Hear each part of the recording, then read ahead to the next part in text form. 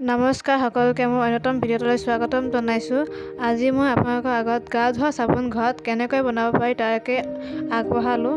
প্ৰথমে পিচি লোৱা নিম পাতৰ ৰস ওলাই ল'লোঁ আৰু তাৰ পিছতে চব বেজবোৰ এটা বাটিত সৰু সৰু টুকুৰাত কাটি ল'লোঁ। চব বেজবোৰ আপোনালোকে অনলাইন শ্বপিং এপতো পাই যাব। তাৰ পিছতে গেছত কেৰাহী এখন বহাই তাত পানী অলপ দি দিলোঁ আৰু পানীখিনি গৰম হোৱাৰ পিছত বাটিত কাটি থোৱা চব বেজবোৰ তাতে দি দিলোঁ।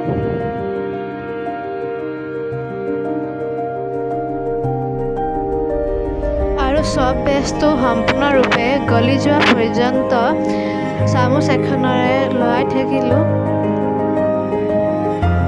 চব বেজটোত আপোনালোকে এল'ভেৰা জেল, নিম পাত, হালধি, ভিটামিন এ কেপচুল আৰু অন্যান্য বস্তু দিব পাৰে, কিন্তু মই ইয়াত নিম পাতৰ ৰস আৰু হালধিহে প্ৰয়োগ কৰিছোঁ।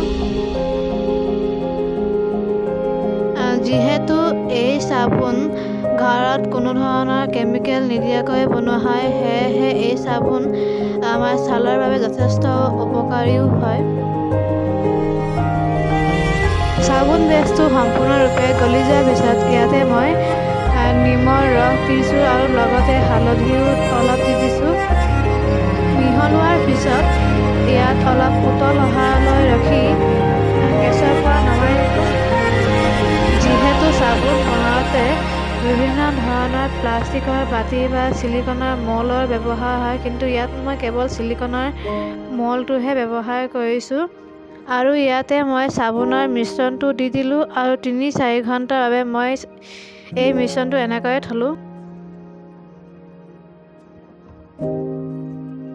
আৰু ২-৩ ঘণ্টাৰ পিছত আমাৰ ঘৰত বনোৱা চাবোন তৈয়াৰ হৈ গ'ল।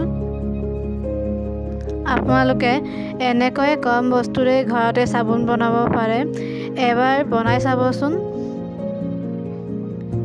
পিছে ভিডিঅ'টো চাই কেনে পালে জনাবচোন আৰু লাইক শ্বেয়াৰ কৰিবলৈ নাপাহৰিব। আজিলৈ ইমানতে সামৰোঁ, আকৌ অন্য এটা ভিডিঅ'ত লগ পাম।